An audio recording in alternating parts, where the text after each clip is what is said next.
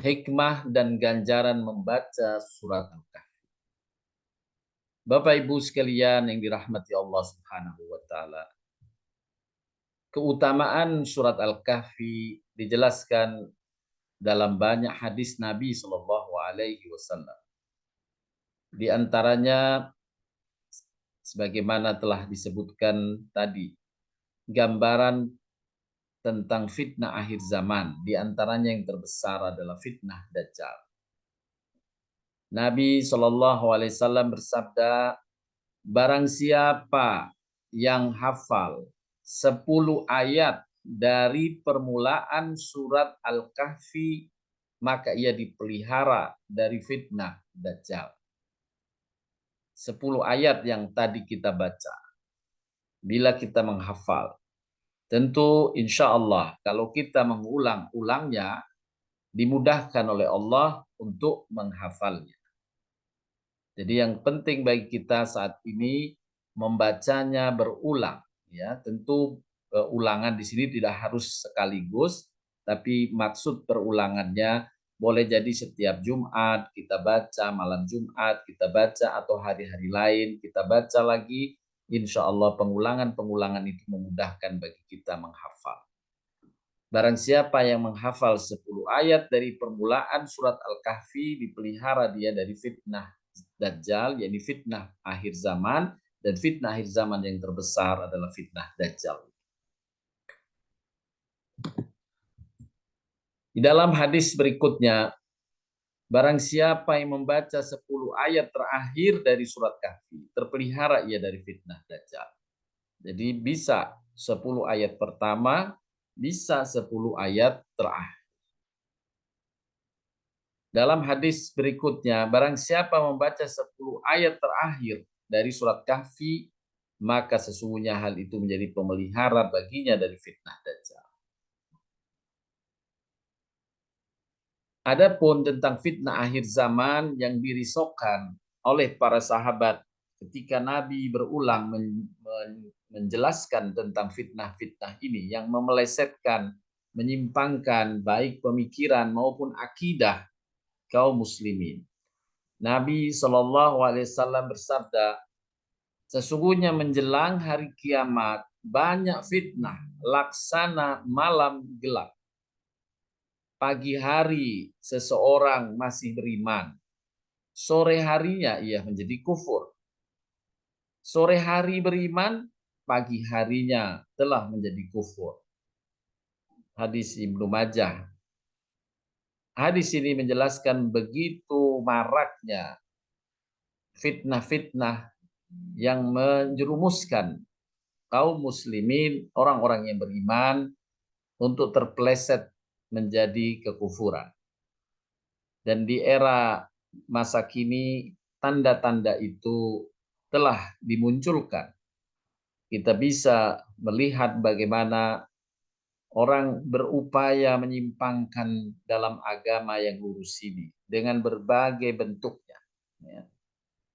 Secara ekstrim misalnya adanya nabi baru, ya, Ibu Lia Aminuddin, itu secara ekstrim yang terlihat nyata bagi setiap orang mukmin. Kemudian nabi yang lainnya, Mossadegh, yang juga mengaku sebagai rasul, dan dengan mudahnya sebagian kaum muslimin, ya, sebagian kaum muslimin yang mereka sejak lahirnya muslim, tiba-tiba berhadapan dengan Mossadegh, dia mengubah syahadatnya sebagaimana tersebar di media YouTube misalnya. Bagaimana syahadat berubah, tidak ada Tuhan kecuali Allah, dan Anda Mossadegh Rasulullah. Na'udzubillah min dzalik. Ya. Kalimat la ilaha illallah Muhammad Rasulullah berubah menjadi Mossadegh Rasulullah. Nah, ini adalah penyimpangan yang fatal, tapi anehnya banyak diikuti. Inilah yang disinyalir oleh Nabi SAW. Ya. Orang yang beriman pagi hari, sore harinya sudah kufur. Sore hari masih beriman, pagi hari cepat berubah menjadi kufur. Nah, terkait dengan penjelasan-penjelasan Nabi SAW tersebut, sebagaimana tadi disampaikan, para sahabat khawatir kalau mereka dipanjangkan umurnya kemudian melewati masa-masa fitnah. Maka mereka pun bertanya kepada Nabi SAW. Saat Nabi akan menjawab, turun malaikat Jibril membawa surat Al-Ma'idah 105. Jagalah dirimu. Tiadalah orang yang sesat akan memberi bahaya padamu apabila kamu mendapat petunjuk. Petunjuk yang dimaksud adalah firman-firman Allah dalam Al-Quran, dan khusus berkaitan dengan akhir zaman adalah menghindari fitnah-fitnah akhir zaman. Secara khusus dijelaskan yakni surat Al-Kahfi tadi. Nah, kita mencoba mempelajarinya, menelaahnya dan membacanya untuk mendapatkan hikmah terlindunginya kita dari fitnah-fitnah akhir zaman. Kemudian keberkahan yang berikutnya dari surat Al-Kahfi dijelaskan dalam hadis. Surat Al-Kahfi menjadi cahaya bagi pembacanya dan memperoleh ampunan. Rasulullah SAW bersabda, barang siapa yang membaca permulaan surat Al-Kahfi dan akhirnya, maka surat Al-Kahfi menjadi cahaya baginya dari telapak kaki hingga kepalanya. Dan barang siapa yang membacanya secara keseluruhan, maka surat Al-Kahfi menjadi cahaya baginya antara langit dan bumi. Apa yang dimaksud dengan cahaya ditafsirkan oleh para ulama. Sebelum saya menjelaskan tentang penafsiran ini, saya nukilkan hadis yang lainnya. Barang siapa yang membaca surat Al-Kahfi pada hari Jumat, maka timbullah cahaya baginya dari telapak kakinya hingga ke langit yang memberikan sinar baginya kelak di akhirat, dan diampunilah baginya semua dosa di antara 2 hari Jumat.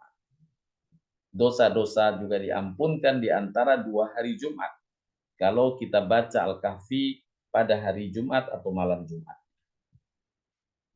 Nah, inilah penjelasan para ulama berkaitan dengan makna dalam hadis di atas memperoleh cahaya. Dalam Syarah Sahih Muslim, Imam Nawawi menjelaskan bahwa cahaya yang dimaksud pada hadis tersebut adalah cahaya yang mencegah seseorang dari berbuat dosa. Cahaya, yakni Allah kirimkan malaikat dari cahaya, diciptakan dari cahaya. Malaikat-malaikat ini sebagaimana yang Allah firmankan dalam surat Ar-Ra'd ayat 11. Ya, sebagaimana yang Allah firmankan dalam surat Ar-Ra'd ayat 11, Allah kirimkan malaikat-malaikat yang akan menjaganya dari belakang dan depannya atas perintah Allah untuk menjaganya. Cahaya yang dimaksud adalah penjagaan Allah kepada hamba itu dengan mengirimkan malaikat untuk menjaganya dari berbuat dosa. Ya, menghalangi jin yang setan-setan yang akan membujuk. Setan-setan akan menghindar karena dia dijaga oleh malaikat. Inilah makna, salah satu makna tentang cahaya yang dimaksud. Kemudian menunjukkan pada jalan kebenaran. Akan diberikan inspirasi bahwa ini benar, ini salah. Ini yang dimaksud cahaya yang Allah turunkan kepada. Sebab cahaya adalah sesuatu yang menerangi kegelapan dan membuat mata kita dapat melihat sesuatu cahaya itu sebagai penerang atau sebagai petunjuk. Allah Subhanahu wa taala, Bapak Ibu, berfirman di dalam surat Ar-Ra'd ayat ke-11. Allah Subhanahu wa taala berfirman, a'udzubillahi minasyaitonir rajim. Lahu mu'aqibatum min baini yadayhi wa min khalfihi yakhuduna min amrillah. Baginya ada malaikat-malaikat yang selalu menjaganya bergiliran dari depan dan belakangnya. Mereka menjaganya atas perintah Allah. Mereka menjaganya atas perintah Allah. Inilah turunnya cahaya bagi hamba-hamba yang membaca surat Al-Kahfi khusus. Dalam kitab Tuhfatul Dzakirin, Imam Syaukani menafsirkan cahaya yang dimaksud adalah ganjaran yang terus mengalir bagi pembacanya selama 1 pekan. Apabila dia baca hari Jumat, maka 1 pekan dia mendapatkan ganjaran yang mengalir. Terus menerus dilimpahkan Allah pahalanya. Sebagian ulama yang lain mengartikan cahaya dalam apa yang disampaikan Nabi SAW berkaitan dengan cahaya bagi pembaca surat Al-Kahfi adalah pengampunan yang terjadi selama 1 pekan. Sejak Jumat ia membaca sampai bertemu Jumat berikutnya. Diampunkan dosa-dosa. Jadi ini makna-makna yang telah dijelaskan. Terampuninya dosa, kemudian mendapatkan perlindungan dari Allah dengan diturunkannya malaikat untuk membimbingnya, menghindarkannya dari dosa, ya, menghindarkannya dari gangguan-gangguan syaitan, sehingga dia tetap berada dalam jalan yang lurus, bisa menerangi mana ini benar, mana ini batil. Di samping memperoleh cahaya sebagaimana disebutkan dalam hadis-hadis di atas, maka membaca surat Al-Kahfi diantaranya juga memperoleh keberkahan secara umum dari bacaan Al-Quran. Di mana kita sudah maklum keberkahan membaca ayat Al-Quran mendapatkan pahala 10 kali lipat dari setiap hurufnya. Dari setiap hurufnya. Nabi SAW menyampaikan Allah lipat gandakan 10 kali lipat. Bukan setiap hurufnya. Setiap huruf itu bukan satu ayat. Alif lam mim bukan satu huruf. Tapi alif lam mim adalah 3 huruf. Maka siapa yang membacanya mendapatkan 30 kebaikan dari Allah. Kita bisa bayangkan apabila kita baca surat Al-Kahfi 10 ayat pertama tadi saja sudah berapa huruf yang menyusunnya. Dikali 10 itulah ganjaran pahala keberkahan secara umum dari bacaan Al-Quran. Kemudian keberkahan lain yang tidak kalah pentingnya mengambil makna atau kandungan petunjuk di dalamnya. Ini yang lebih tinggi derajatnya tentu. Mendapatkan selain pahalanya, kita mendapatkan hikmah petunjuk, pelajaran penting dari makna-makna yang kita bisa tangkap dari ayat-ayat yang kita baca. Yakni kita terjemahkan, kita tafsirkan, dan kita dalami makna. Pada kesempatan kajian pagi hari ini, kita juga akan mencoba menjelaskan tentang beberapa penafsiran ayat-ayat yang terkandung di dalam surat Al-Kahfi khususnya. Secara garis besar, Bapak Ibu, surat Al-Kahfi ini yang pertama mengkisahkan tentang 7 pemuda yang dikenal dengan kisah Ashabul Kahfi, yang ingin menghindarkan dirinya dari tekanan, dari pemaksaan untuk menyembah berhala. Mereka kemudian bersembunyi di dalam gua dan Allah Subhanahu wa taala berikan pertolongan kepadanya dengan mereka ditidurkan oleh Allah selama 300 tahun. 300 tahun mereka tidur dalam gua. Subhanallah.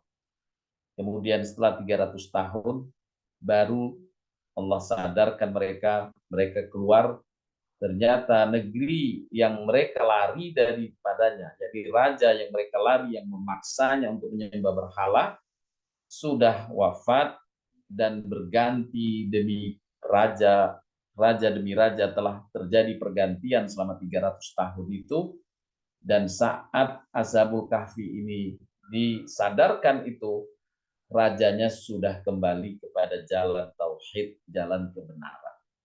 Bahkan rajanya kemudian mengeluh-ngeluhkan, tetapi karena tidak berjumpa dengan Ashabul Kahfi, saat raja itu atau pemimpin negeri itu ingin memberi penghormatan, dia datang ke pemuda Kahfi ini, Allah takdirkan pemuda ini telah wafat di goanya. Ya, 7 pemuda itu telah wafat di goanya dan kemudian dimakamkan dalam goa dan di atasnya didirikan masjid. Ya. Didirikan masjid sebagai kenangan bahwa di dalam gua ada orang-orang yang bertauhid kepada Allah. Ya, ini 7 pemuda Al-Kahfi. Kemudian diceritakan pula dalam surat Al-Kahfi yang dikenal dengan 2 pemilik kebun atau pemilik 2 kebun maksud saya. Ya, pemilik 2 kebun, yakni seseorang yang memiliki 2 kebun yang Allah anugerahkan kepadanya kesuburan tanamannya, buah-buahannya, tapi mereka bersikap sombong dengan kekayaan itu, mengabaikan orang-orang miskin di sekitarnya, tidak peduli dengan kemiskinan di sekitarnya. Kemudian Allah berikan musibah padanya dengan petir yang membakar kebun-kebunnya. Ini kisah juga yang tercantum dalam surat Kahfi, kita akan pelajari, kita akan petik hikmah. Kemudian kisah petualangan Nabi Musa alaihissalam mencari ilmu bersama muridnya, yakni hamba yang soleh, menuju tempat seorang hamba lain yang soleh, yaitu Khidir. Juga dijelaskan dalam surat Al-Kahfi. Apa yang kita bisa petik dari kisah Musa berjumpa dengan Ashabul Kahfi. Dan juga terdapat kisah Iskandar Zulkarnain di dalam. Di samping kisah tersebut, ada beberapa gambaran kejadian-kejadian menjelang dan sesudah hari kiamat. Juga berisi gambaran fenomena-fenomena kehidupan yang dapat menggambarkan suatu konsep berpikir sebagaimana lazimnya metode Al-Quran dalam menyatakan suatu hakikat dan menggambarkannya.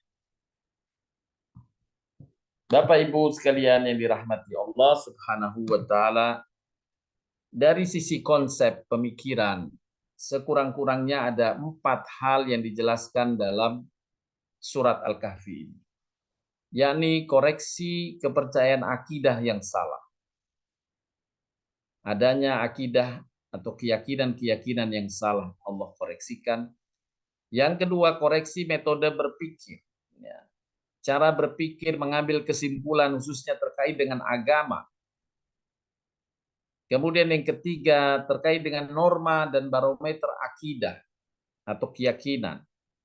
Dan yang keempat, menjelaskan tentang pentingnya ilmu dan pelajaran atau mempelajarinya. Yang pertama, Bapak Ibu, berkaitan dengan koreksi atas akidah. Dalam 5 ayat pertama surat Al-Kahfi menjelaskan tentang hal ini. Saya akan bacakan terjemahannya.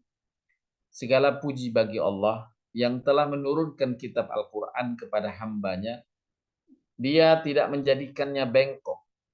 Jadi Allah jelaskan Al-Quran ini petunjuk yang tidak pernah salah, tidak pernah bengkok dia. Dia tetap Allah jaga. Ya, sebagaimana dalam firman Allah yang lain, Allah turunkan Al-Quran dan Allah lah yang akan menjaganya. Nah, penjagaan Allah alhamdulillah sampai saat ini masih terbukti dengan jelas. Bagaimana ayat Al-Quran sudah 1400 tahun yang lalu, satu kata pun kalau ada orang yang menyisipkan dengan kata-kata baru atau ayat-ayat baru selalu ditemukan, selalu diketahui. Ya, alhamdulillah terjaga sejak awal sampai hari ini. Dan Al-Quran merupakan kemukjizatan. Ya. Bagaimana sebuah kitab yang begitu tebal, banyak orang yang menghafalnya.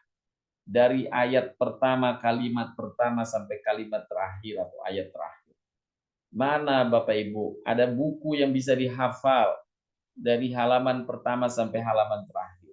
Dengan urut, bahkan alhamdulillah, di negeri kita Allah karuniakan juga karomah ini, di mana banyak anak-anak kita di negeri kita ini yang bisa menghafal bukan saja ayatnya, bukan saja urutannya, sampai bisa menghafal letak, menghafal halamannya. Subhanallah. Sebagaimana tersebar dalam lomba-lomba tahfidz, Ya, bagi banyak anak-anak kita yang masih remaja, masih anak-anak, bukan remaja, masih anak-anak pun 8 tahun, 10 tahun, 12 tahun sudah bisa menghafal, ditanya halaman berapa, halaman ini posisi paling bawah, hanya ditanya ini ayat di halaman 315 di posisi ayat paling bawah, tolong dibacakan.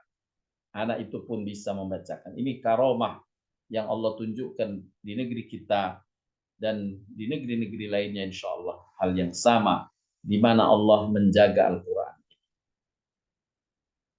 Allah jadikan Al-Quran sebagai bimbingan yang lurus untuk memperingatkan akan siksa yang pedih dari sisinya dan memberikan kabar gembira kepada orang mukmin yang mengerjakan kebajikan bahwa mereka mendapat balasan yang baik. Inilah kabar kepastian. Siapa yang berbuat baik pasti Allah balas dengan kebaikan pula.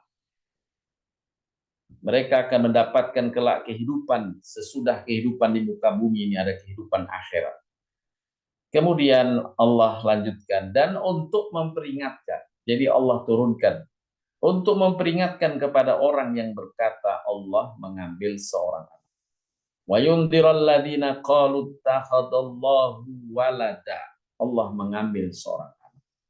Kenapa Allah sampaikan ini, Bapak Ibu, ya, di dalam surat Al-Kahfi?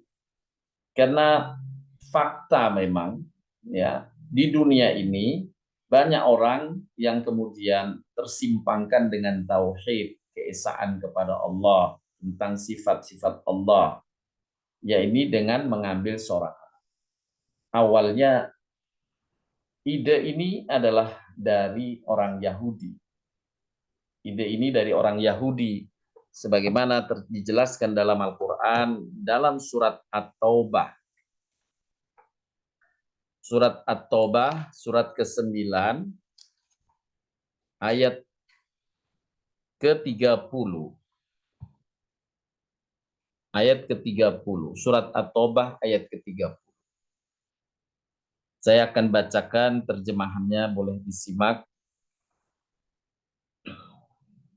Wa qalatil yahudu Uzair ibnullah wa qalatil nasara al-masih ibnullah. Dalika qauluhum bi afwahihim yudaihuna qaulal ladzina kafaru min qabl. Qatalahumullah anna yufakun. Dan orang-orang Yahudi berkata, Uzair anak Allah. Ini diawali oleh kaum Yahudi yang menyimpangkan ketauhidan dengan menyampaikan ide Uzair seorang nabi, ya, yang diberikan satu mukjizat oleh Allah Subhanahu wa taala kepadanya. Kemudian Uzair ini dianggap anak Allah.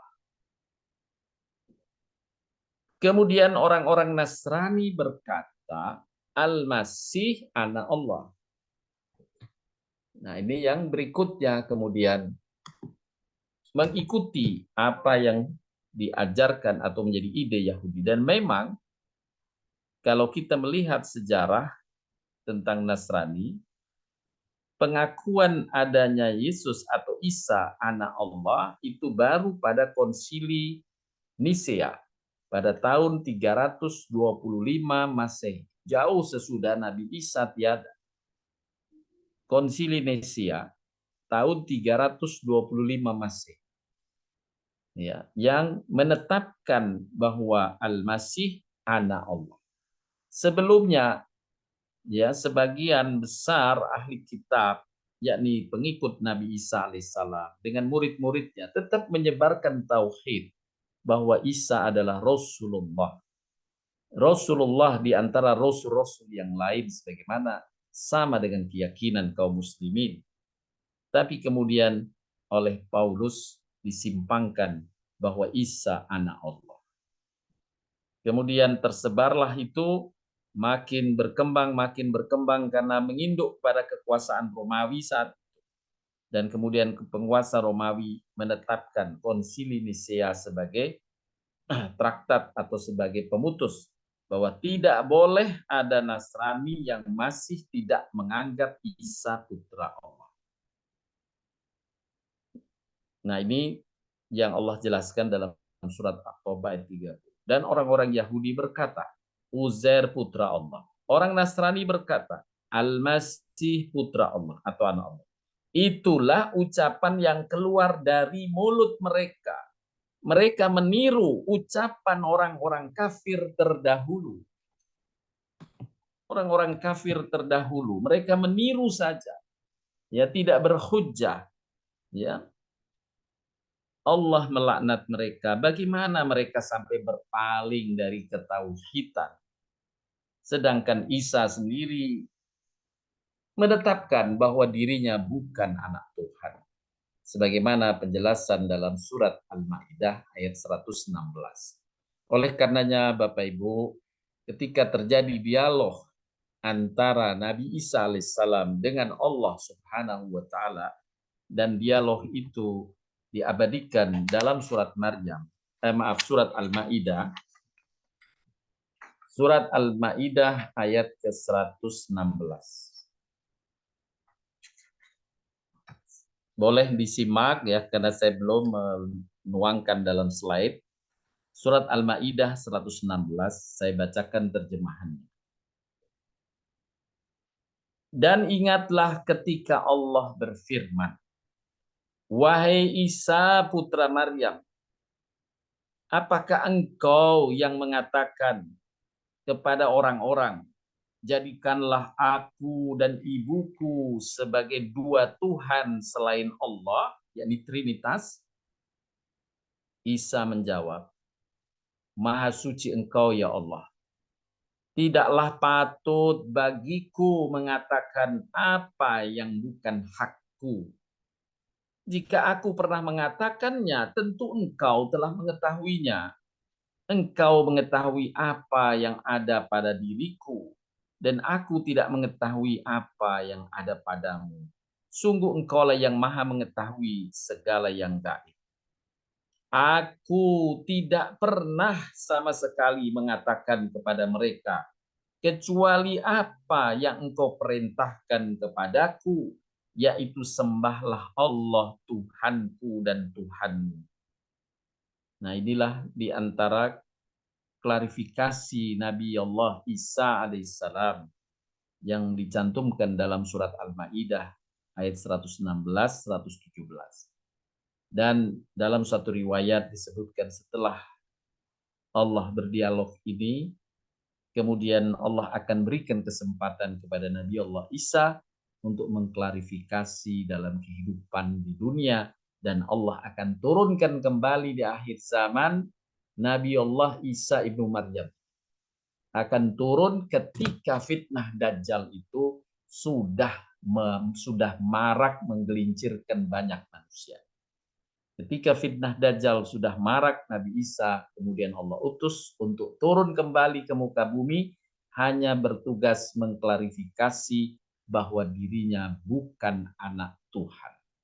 Dirinya hanya sebagai seorang rasul, dan alhamdulillah Nabi Shallallahu alaihi wasallam mengabarkan ketika Nabi Isa turun, maka insya Allah setelah Dajjal kemudian terbunuh, semua kaum atau sebagian besar kaum Nasrani akan kembali memeluk agama tauhid, agama yang Allah turunkan kepada Nabi yang terakhirnya, yaitu Nabi Muhammad SAW.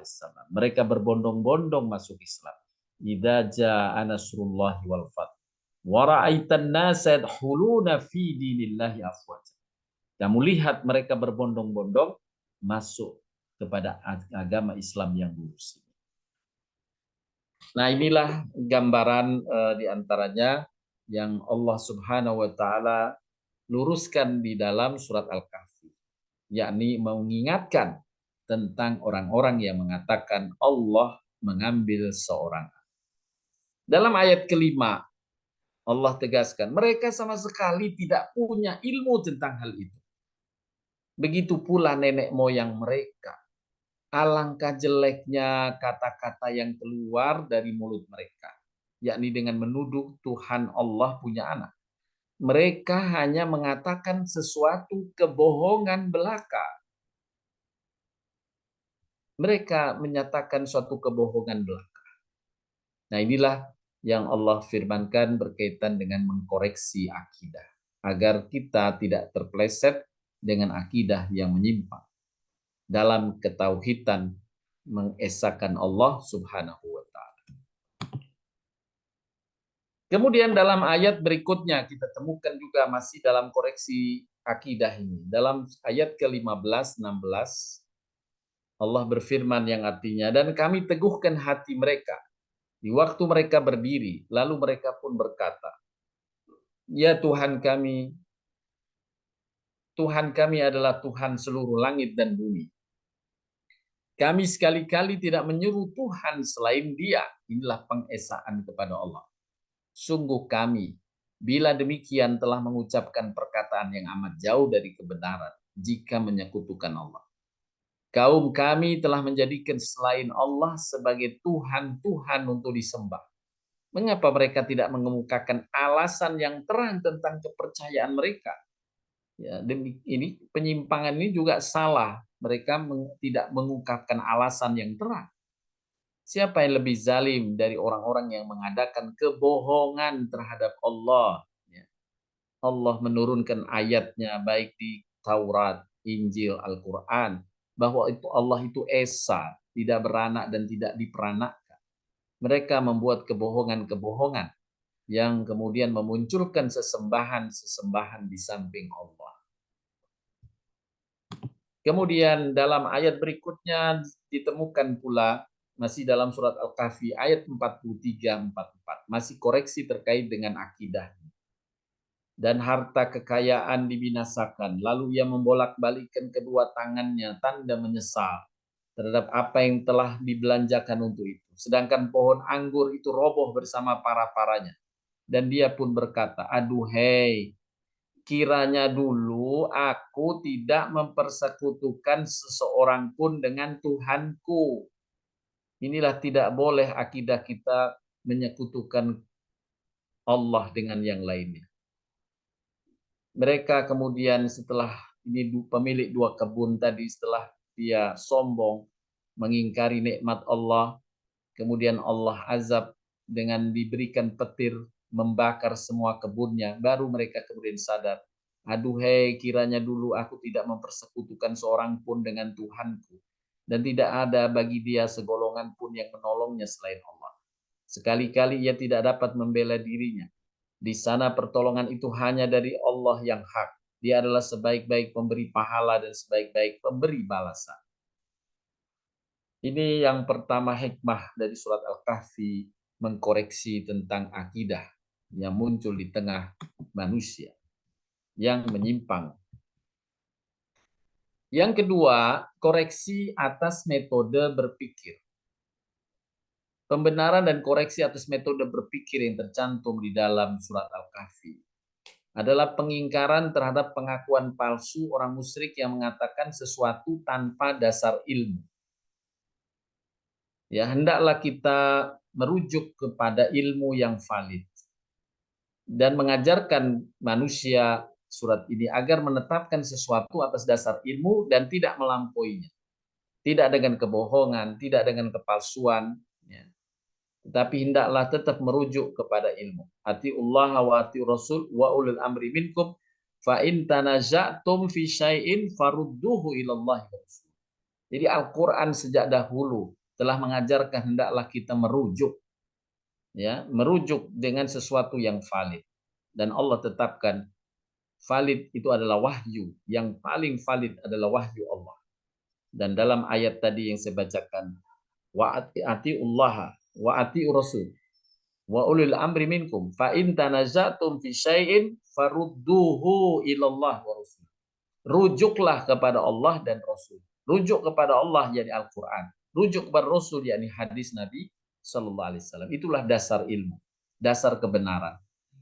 Dan sekarang pun kita sudah memaklumi bagaimana kalau kita melakukan suatu penelitian dan sebagainya, perlu merujuk, mereferensi tentang satu kebenaran yang lebih dahulu diakui. Dan Allah adalah sumber kebenaran.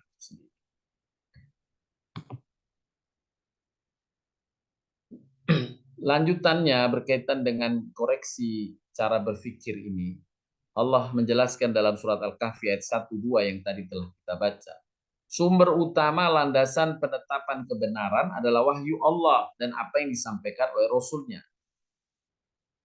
Allah berfirman, dan segala puji bagi Allah yang telah menurunkan kitab Al-Quran kepada hambanya. Dan dia tidak menjadikannya bengkok. Dia valid sebagai bimbingan yang lurus. Sebagai tempat rujukan. Jadi kalau ada masalah, merujuklah kepada Al-Quran. Merujuklah kepada hadis yang juga bagian dari wahyu Allah Subhanahu wa Ta'ala.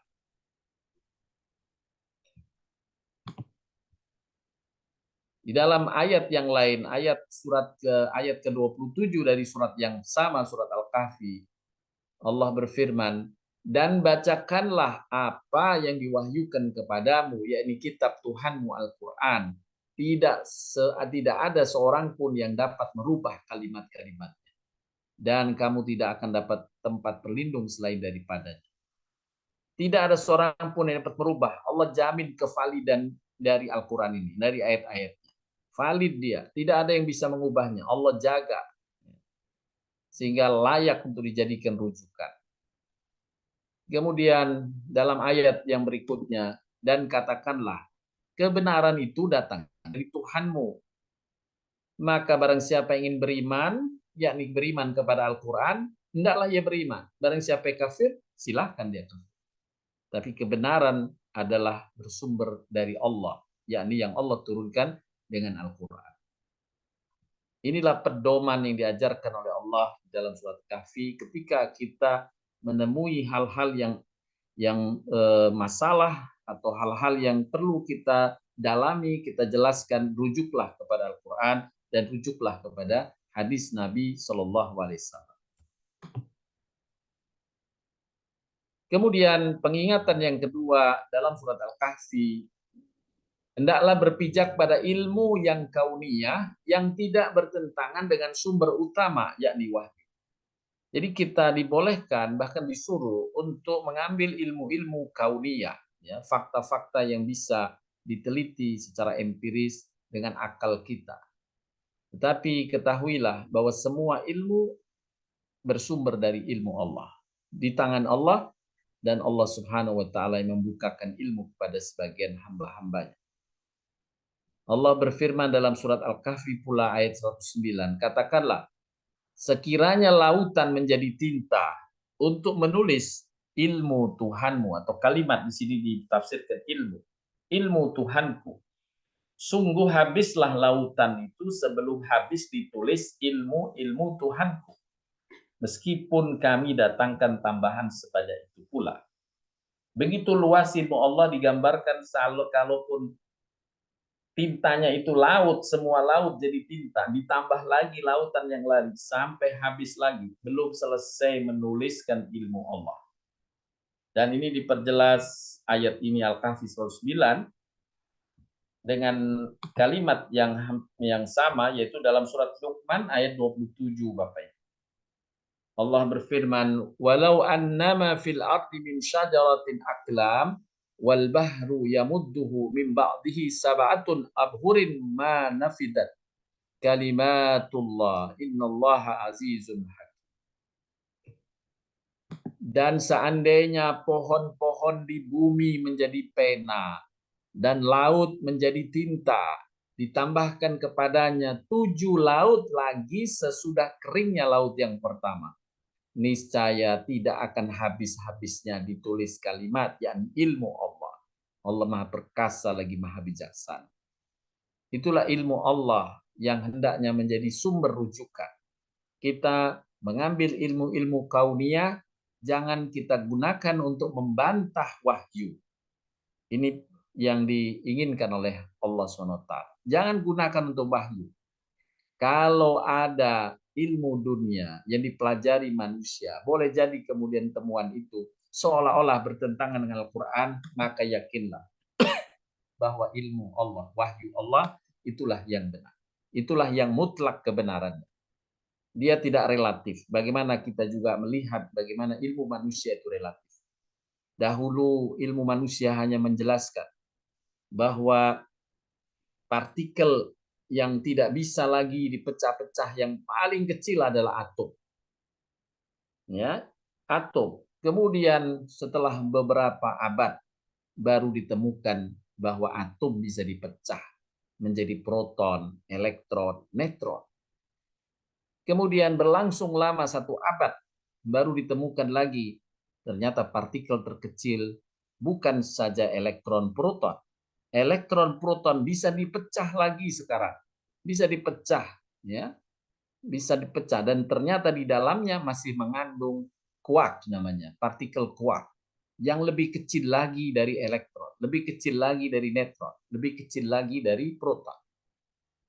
Dan alhamdulillah yang menemukannya adalah seorang muslim yang bernama Abdus Salam yang mendapat juga hadiah Nobel atas temuan partikel quark ini. Ada quark U dan ada quark D.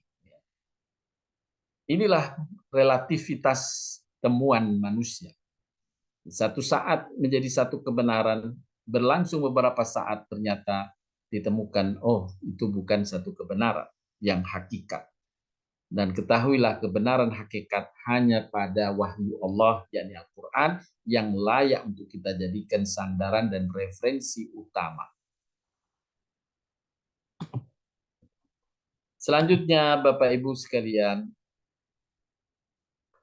terkait masih dengan koreksi cara berpikir ini, Allah mengingatkan dalam surat Al-Kahfi ini, mereka sama sekali tidak punya ilmu tentang hal itu. Yakni tidak punya pendirian ilmu, tidak ada rujukan ilmunya.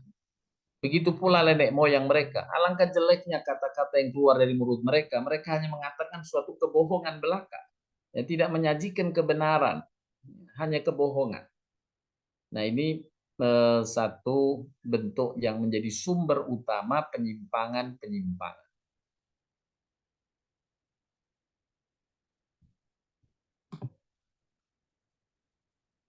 Dalam ayat yang lainnya, dan kami meneguhkan hati mereka di waktu mereka berdiri, lalu mereka pun berkata, Tuhan kami adalah Tuhan seluruh langit dan bumi. Kami sekali-kali tidak menyuruh Tuhan selain Dia. Sungguh kami bila demikian telah mengucapkan perkataan yang amat jauh dari kebenaran. Ya, bila tidak mentauhidkan Allah berarti mengucapkan kata yang jauh dari kebenaran. Pesan berikutnya adalah hati-hati terhadap pendapat yang tidak merujuk kepada dua pedoman di atas, yakni Al-Quran dan Sunnah Nabi Shallallahu Alaihi Wasallam. Masih dalam kaitan koreksi pemikiran, selalu bermohon perlindungan kepada Allah dari penyimpangan berpikir, keterpelesetan dalam berpikir. Ya, Allah berfirman dalam masih surat Al-Kahfi ini mengajarkan satu doa. Yang doa ini dibaca oleh pemuda-pemuda kafir, yang kemudian Allah memberikan pertolongan dan perlindungan dari ketergelinciran pemikiran atau amalan keyakinan. Rabbana atina min ladunka rahmah wa hayyi' lana min amrina rasyad. Wahai Tuhan kami, berikanlah rahmat kepada kami dari sisimu dan sempurnakanlah bagi kami petunjuk yang lurus dalam urusan kami.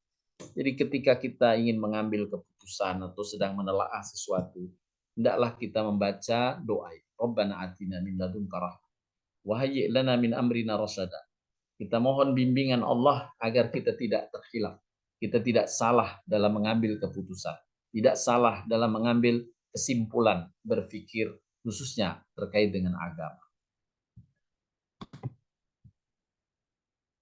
Ini saya sisipkan satu contoh bagaimana fenomena ini banyak pengikutnya di negeri kita. Dan tidak terkecuali orang-orang pandai pun terpeleset. Yang mereka semua mayoritas telah menjadi muslim sejak lahir. Keluarganya muslim. Ya, ketika ada seorang ini yang mengaku bertemu dengan malaikat Jibril mendapat wahyu, mereka mengimaninya. Mereka mempercayainya. Na'udzubillahi min dzalik. Inilah pemikiran yang menyimpang, yang menjerumuskan di masa sekarang ini mudah terjadi semacam ini. Ada Ibu Lia, ada Mossadegh yang tadi sudah saya singgung. Bagaimana mengubah syahadat, tidak ada Tuhan kecuali Allah dan Muhammad Rasulullah berubah menjadi tiada Tuhan kecuali Allah dan Mossadegh adalah Rasulullah. Na'udzubillahi min dzalik. Begitu mudah mereka tergelincir semacam ini. Nasihat dalam menghadapi masa fitnah di akhir zaman ini.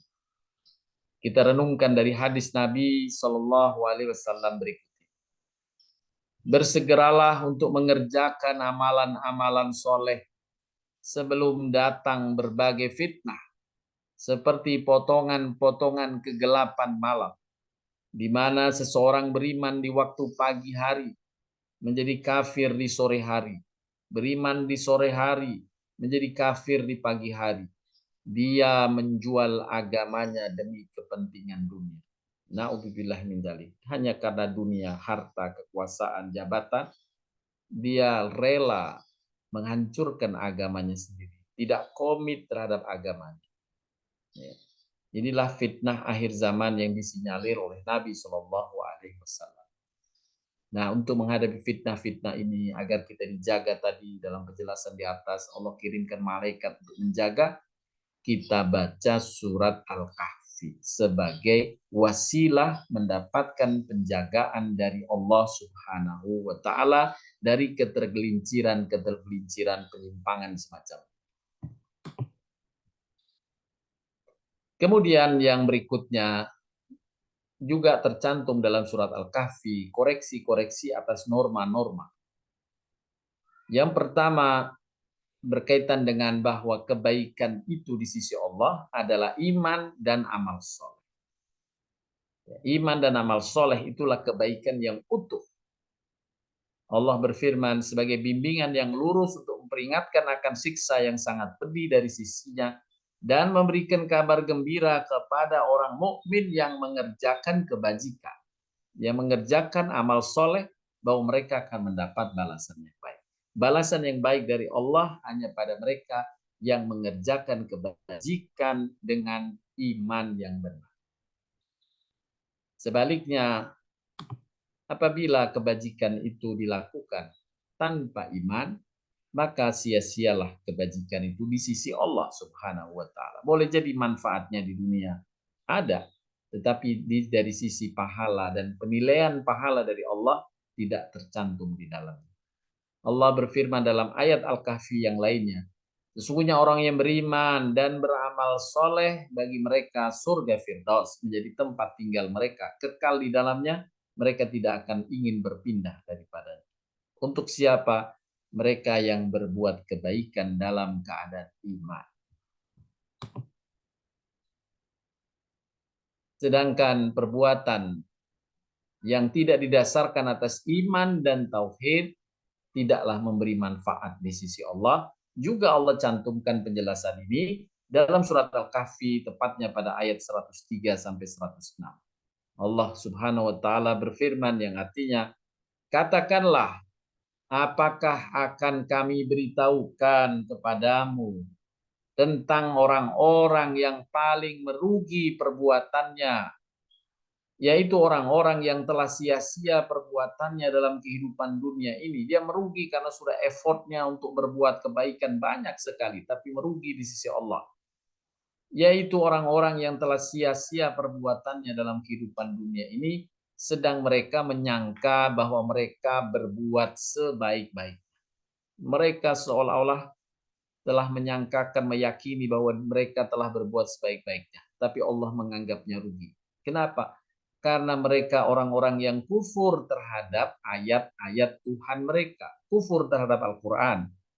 Kufur terhadap perjumpaan dengan dia. Nggak mengakui bahwa ia berjumpa dengan Allah Subhanahu wa Ta'ala untuk dihisab. Maka hapuslah amalan-amalan mereka. Tidak mendapat ganjaran akhirat nanti. Dan kami tidak mengadakan satu penilaian bagi amalan mereka pada hari kiamat. Karena ketiadaan iman mereka. Orientasi mereka hanya perbuatan tanpa didasarkan atas iman. Demikian balasan mereka itu neraka jahanam. Disebabkan kekafiran mereka. Dan disebabkan mereka menjadikan ayat-ayatku, yakni Al-Quran dan Rasul-Rasulku yang menjadi rujukan sebagai olok-olok. Tidak dipedulikan, padahal ayat-ayat Allah dan Rasul-Rasulnya adalah rujukan yang harus dijadikan referensi yang valid. Tapi dia tidak mengimaninya dan tidak menjadikan rujukannya. Maka Allah abaikan kebaikan-kebaikan yang mungkin mereka lakukan dalam kehidupannya di dunia. Bapak Ibu sekalian, pada ayat berikutnya, ini penutup surat Al-Kahfi. Qul innama ana basarum mithlukum yuha ilayya annama ilahukum ilahun wahid. Faman kana yarju liqa'a rabbih falyamal amalan salihan wa la yusyrik bi ibadati rabbih ahada.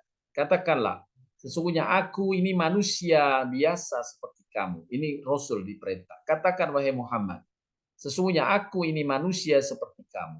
Yang diwahyukan kepadaku bahwa sesungguhnya sesembahan kamu itu adalah sesembahan yang satu, yang esa.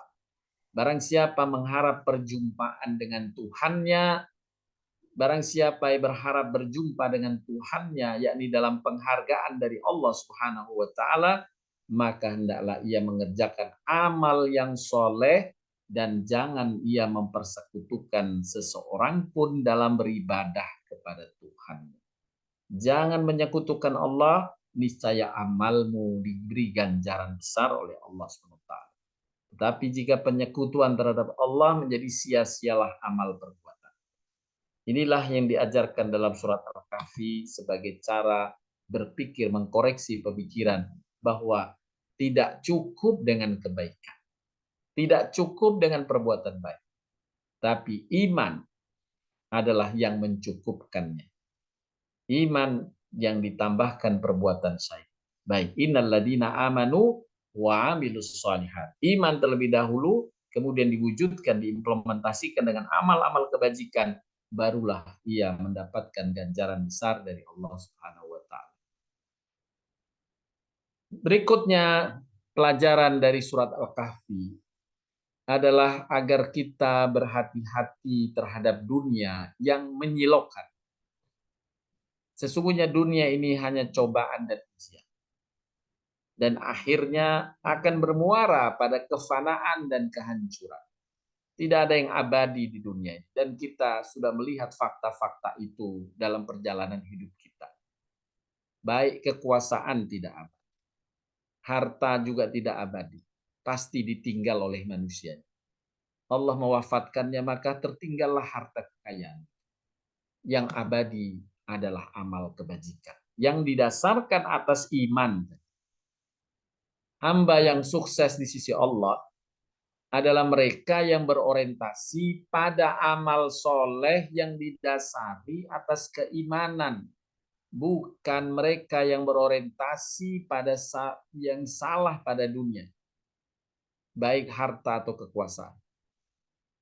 Dia tidak disalahkan untuk berkuasa. Tidak disalahkan memiliki harta. Bahkan didorong. Tapi untuk memberi manfaat. Itulah amal kebajikan yang didasari atas iman. Tapi bukan semata-mata pamer terhadap hartanya, pamer terhadap kekuasaannya, yang tidak didasarkan atas dorongan perintah Allah, maka sia-sialah. Apalagi kalau dia manfaatkan justru untuk menyesatkan banyak manusia. Ya, menzalimi banyak orang. Orientasi harta dijelaskan dalam kisah pemilik dua kebun. Masih juga dalam surat Al-Kahfi ini dengan suatu perumpamaan kisah pada ayat ketiga 2-44. Bagaimana ada pemilik dua kebun ini yang dimurahkan rizkinya oleh Allah, melimpah hartanya, yang kemudian menjadi kikir dan sombong, mengabaikan hak-hak orang di sekitarnya yang miskin dan fakir. Diingatkan, hendaklah mereka bersyukur kepada Allah untuk berbagi kepada orang-orang di sekitarnya yang berkekurangan. Mereka sombong dengan mengatakan, ini usaha kami, ini ikhtiar kami, itu salahnya sendiri, mereka tidak bekerja dengan benar, ya, menyalahkan orang-orang miskin dan sebagainya, padahal Allah menyuruh hendaklah kita berbagi dengan mereka. Allah lah yang memberikan karunia, hendaklah kita bersyukur atas karunia Allah, dan salah satu syukur nikmat kita adalah berbagi dengan orang-orang di sekitar kita yang berkekurangan, baik dari yatimnya, dari fakir miskinnya.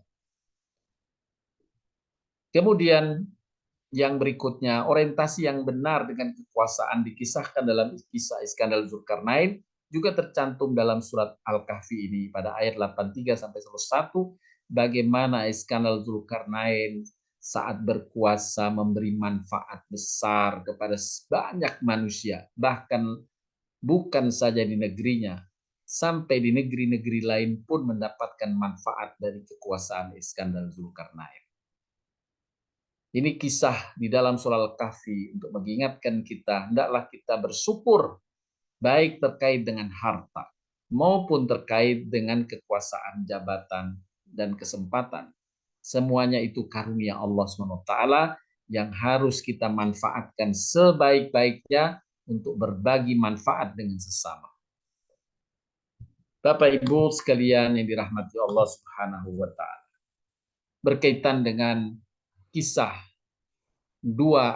seorang pemilik dua kebun yang disampaikan dalam surat Al-Kahfi dari ayat 32 sampai 34, kemudian berlanjut juga sampai ayat 37.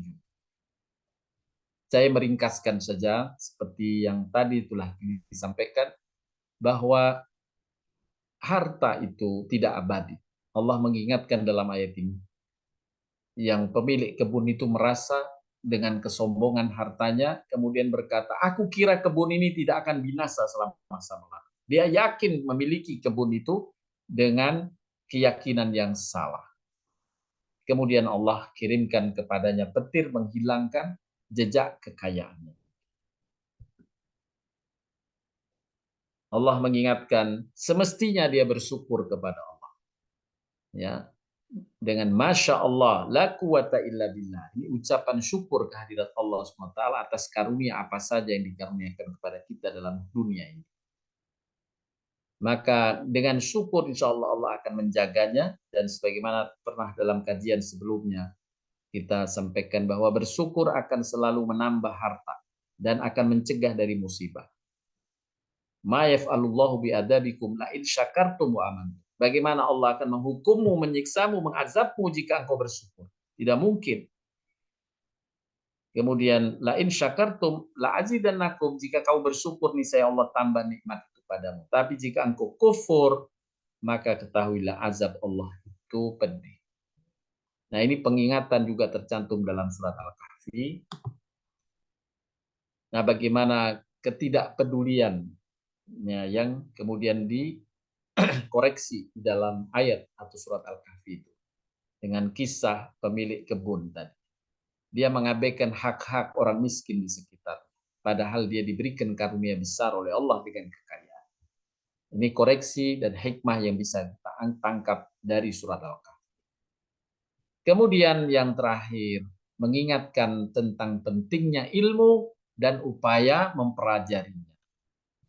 Itu juga tercantum dalam kisah di surat Al-Kahfi, kisah Nabi Musa berjumpa dengan Khidir, yang menjelaskan pentingnya ilmu dan bagaimana upaya mencari dan mempelajarinya. Dalam ayat Al-Kahfi ini yang menjelaskan, mengingatkan kita tentang pentingnya ilmu ini adalah dalam surat ayat ke-66 dan lanjutannya. Hal attabi'uka ala an tu'allimani mimma 'ullimta rusyda. Bolehkah aku mengikutimu supaya kamu mengajarkan kepadaku ilmu yang benar dari ilmu yang telah diajarkan kepadamu. Nah, ini menjelaskan tentang pentingnya ilmu, dan Nabi Musa yang sudah luar biasa ilmunya mendapatkan wahyu dari Allah masih mau berilmu, mempelajari ilmu dari orang yang tidak dikenalnya, yaitu Khidir yang bukan Rasul. Ya, bukan Rasul Khidir. Nabi Musa yang sudah Rasul pun turun gunung untuk menimba ilmu dari seseorang yang tidak dikenalnya, yaitu Khidir. Bolehkah aku mengikutimu supaya engkau mengajarkan ilmu kepadamu? Inilah ketawaduan, kerendahan hati untuk terus belajar ilmu. Kemudian ini ayat sebelumnya, ya, ayat sebelumnya. Dan ingatlah ketika Musa berkata kepada muridnya, aku tidak akan berhenti berjalan sebelum sampai ke pertemuan buah-buah lautan. Atau aku akan berjalan sampai bertahun-tahun. Nah, ini sampai berjalan bertahun-tahun menjelaskan, ayat ini menjelaskan tentang bagaimana pentingnya ilmu dan mengusahakannya sampai Nabi Musa berikrar, walaupun berjalan bertahun-tahun untuk dapat ilmu ini saya lakukan. Ya, tetap dilakukan. Kemudian Khidir menjawab dalam ayat yang lain ini, sesungguhnya kamu sekali-kali tidak akan sanggup sabar bersama. Ya, artinya menuntut ilmu perlu kesabaran. Inilah di antara hikmah yang diajarkan oleh Allah dalam surat Al-Kahfi, dan Nabi SAW telah menjelaskan pentingnya surat Al-Kahfi, di antara khususnya mendapatkan hikmah penjagaan dari penyimpangan dalam menghadapi fitnah di akhir zaman. Bapak Ibu sekalian, semoga kita dapat mengamalkannya, yakni membaca surat Al-Kahfi sebagaimana pesan Nabi. Bacalah surat Al-Kahfi paling tidak di hari Jumat, paling tidak 10 ayat pertama. Dan kita insya Allah dapat meraih manfaat dan ganjarannya. Demikian, terima kasih atas perhatiannya. Kalau ada beberapa pertanyaan yang ingin disampaikan untuk memperjelas penjelasan ini, dipersilakan. Terima kasih Pak Ustadz. Jazakallahu khairan katsiran. Pak Ustadz, ada pertanyaan dari Bu Evi. Iya. Assalamualaikum warahmatullahi wabarakatuh. Ustadz izin bertanya, jika kita otomatis setiap malam Jumat atau hari Jumat membaca surat Al-Kahfi tanpa niat khusus, apakah tetap mendapat keutamaan-keutamaan yang telah dijelaskan tadi? Baik, ya, insya Allah dapat, karena yang perintahnya kan membacanya, ya, membacanya tidak, karena ya sudah kita baca surat Al-Kahfi, berarti kita mengamalkan perintah Nabi SAW itu, anjuran Nabi SAW, kita akan mendapat, tidak harus khusus untuk menjaga fitnah, tidak, karena itu hikmah yang terkandung, siapapun yang baca akan meraihnya. Begitu, insya Allah, Bu Evi. Jazakallahu khairan Ustaz. Makasih. Sama-sama Bu Evi. Silakan Mbak Mia.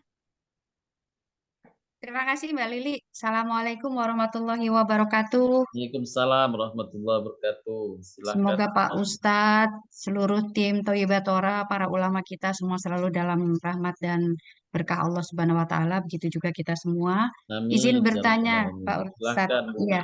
Ada dua Pak Ustadz kalau boleh. Yang pertama adalah yang kita tahu ada dua keutamaan membaca surat Al-Kahfi, yaitu pada malam Jumat dan pada hari Jumat Ustadz. Itu yang lebih ahsannya itu malam Jumat atau hari Jumatnya ya Ustadz? Itu yang pertama.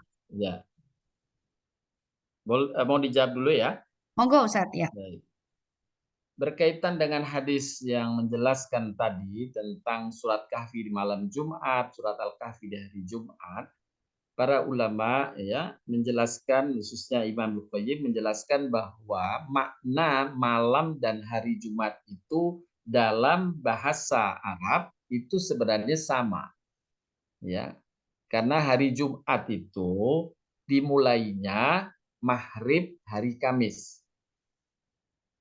Jadi malam Jumat itu sudah masuk hari Jumat. Gitu. Jadi kalau kita kan referensi Samsiah ya. Resepsi Samsiah ini kan pergantian hari dimulai jam 12 malam. Atau jam 00 kan? Iya. Nah, kalau kita nyebut misalnya jam 8 malam hari Kamis kan gitu tuh. Jam 8 malam hari Kamis misalnya ya. Nah, tapi sebenarnya jam 8 malam hari Kamis itu sudah masuk dalam referensi Hijriyah adalah jam 8 hari Jumat. Jam 8 malam hari Jumat. Nah, jadi maka berkaitan dengan hadis-hadis tadi itu sama saja. Tidak ada perbedaan antara malam Jumatnya dengan hari Jumatnya. Jadi hari Jumat itu terukur dari maghrib jam 6 sore, atau waktu maghrib kurang lebihnya jam 6 sore, hari Kamis tuh, sampai jam 6 sore hari Jumatnya. Jadi kalau sudah jam 8 malam hari Jumat, maka dia sudah masuk hari Sabtu. Iya. Nah, disitulah maka Nabi karena banyak kaum muslimin yang Nabi tahu bahwa aktivitas sebagian besar kaum muslimin di pagi hari itu masih aktif bekerja walaupun hari Jumat, ya. Dulu tidak ada libur hari Jumat itu. Iya. Nah, Nabi menyebut malam itu sebagai bagian karena mayoritas kaum muslimin kalau malam banyak itu baca Quran dari sejak dahulu. Sedangkan pagi lebih banyak mereka bekerja, berkebun, ya, berdagang dan sebagainya. Jadi tidak ada perbedaan berkaitan dengan membaca malamnya dan membaca pagi harinya atau sore harinya.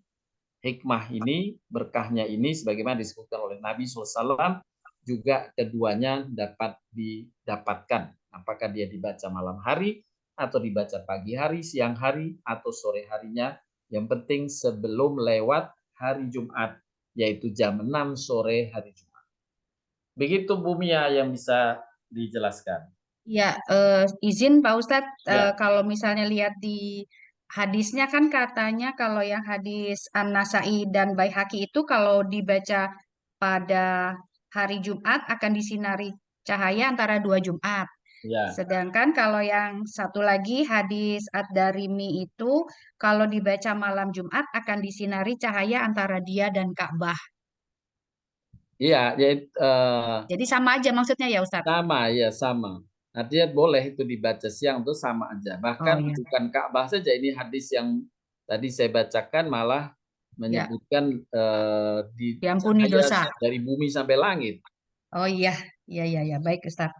Ya, Pertanyaan yang kedua Pak Ustadz, ya, sehubungan dengan surat Al-Kahfi ayat 104 tadi, kan di situ disebutkan bahwa eh, orang-orang yang sia-sia perbuatannya dalam kehidupan dunia, sedangkan mereka mengira telah berbuat sebaik-baiknya.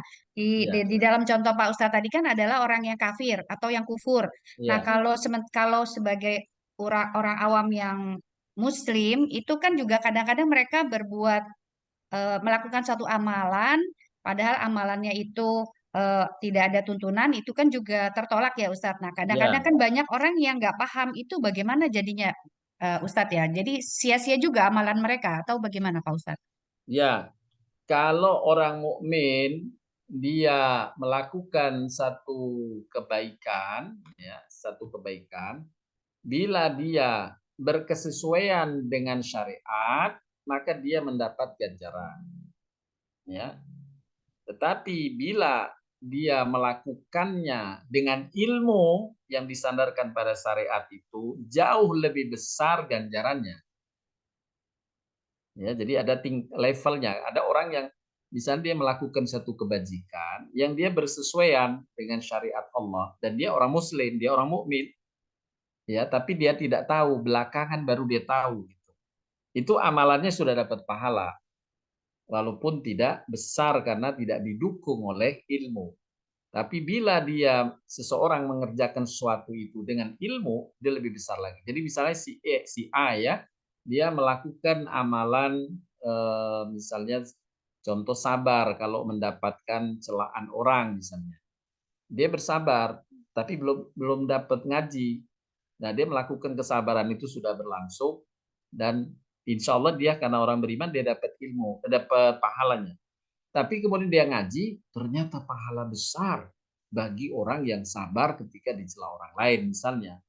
Ya, maka dia ketika dia melakukan berikutnya dengan ilmu jauh lebih besar lagi pahalanya.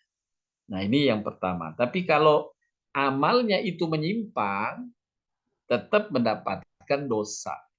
Ya, mendapatkan dosa. Kalau penyimpangannya tanpa ilmu, dia berdosa. Penyimpangannya dengan ilmu lebih jauh lagi dosanya. Jadi sesudah tahu, tapi dia lakukan pelanggaran. Berarti kan kalau yang pertama dia melakukan penyimpangan, belum tahu ilmunya. Ini disebut jahil. Dia berdosa.